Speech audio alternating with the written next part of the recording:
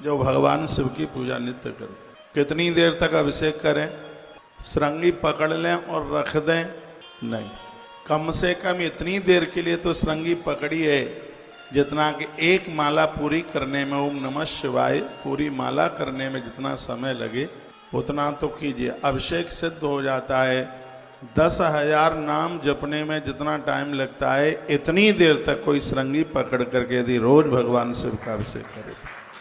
लिखा यावन मंत्रा अयुतम, अयुत कहते हैं 10,000। 10,000 मंत्र जपने में जितना समय लगता है उतनी देर के लिए महारुद्राभिषेक किया जाए। आपका ध्यान मेरी तरफ कम है। क्या सुंदर लिखा है, ज्वर प्रलाप शांत्यर्थम जलधारा सुवावह। जिनको ऐसा कोई बुखार है जो टूटने से टूटता नहीं है, डॉक्टर के भी कब्जे में नहीं आ रहा है वो बीमारी, तो लिखा है कि भगवान महादेव का जल से अभिषेक करने पर पुराने से पुराना ज्वर भी समाप्त हो जाता है। ऐसा वर्णन है। धारा पूजा फलम में है। जल से भगवान की पूजा का, भगवान का अभिषेक करने का बहुत बड़ा प्रभाव है।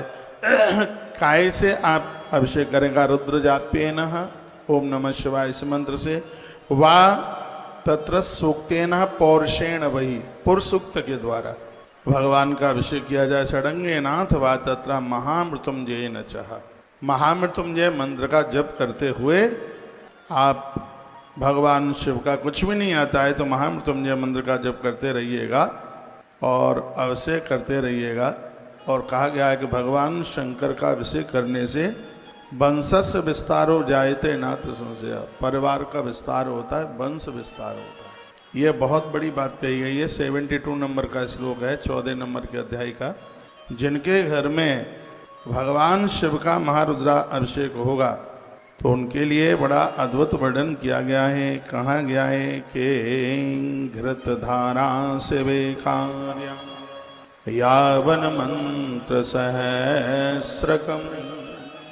घर में वंश वृद्धि रुकी है, बच्चे का जन्म गर्भ में ही मरण हो गया, उसका जन्म भी नहीं हो पा रहा है, वंश वृद्धि रुकी है। सावन का महीना चल रहा है, पानी में दूध और उसमें थोड़ा घी मिला करके भगवान शिव का अभिषेक किया जाए। घृत धारा शिवे कार्या यावन मंत्र सहस्रकम। ब्राह्मण बैठ करके 1000 नाम ओम नमः शिवाय के जपे, तदा वंशस्य विस्तारो जायते नाथ संशय। भगवान व्यास कहते हैं परिवार चल जाएगा, वंश विस्तार हो जाएगा, नारी का बांझपन समाप्त हो जाएगा, उसके घर में बच्चे किलकारी भरेंगे। यह है श्री शिव महापुराण का आशीर्वाद, इसकी एक कृपा है। लोग उल्टा पुल्टा ज़्यादा करते हैं, नींबू काटेंगे, मिर्ची फोड़ करके डाल देंगे। एक पता नहीं, मुझे ध्यान में नहीं है, कहीं की कथा में एक मैया पंडाल में खड़ी होकर के रो पड़ी। हमें लगा हुआ क्या, कोई बिजली का तार वार तो नहीं टूटा, हुआ क्या, एक करंट मारा। वो कहती है कि किसी बगल वाली ने मेरी साड़ी का छोर काट लिया है। अब हम तो जानते नहीं कि साड़ी का छोर काटने से क्या होता है, लेकिन तांत्रिक वांत्रिकों के चक्कर में पड़ करके लोग उल्टा पुल्टा करते रहते हैं।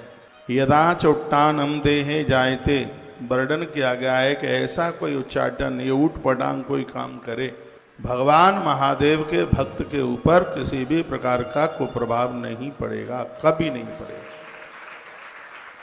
ऊट पटांग किया गया उसके ऊपर उसका कोई फर्क नहीं पड़ेगा। कहा पूजा तो बहुत बड़ी बात हो गई, इसके श्रवण मात्र से मनुष्य का कल्याण हो जाता है, इतना बड़ा प्रभाव है इसका। इसके श्रवण मात्र से, यस्सा श्रवण मात्रेण कल्याणम जायते नृणाम, इसके श्रवण मात्र से जीव का कल्याण हो जाता है।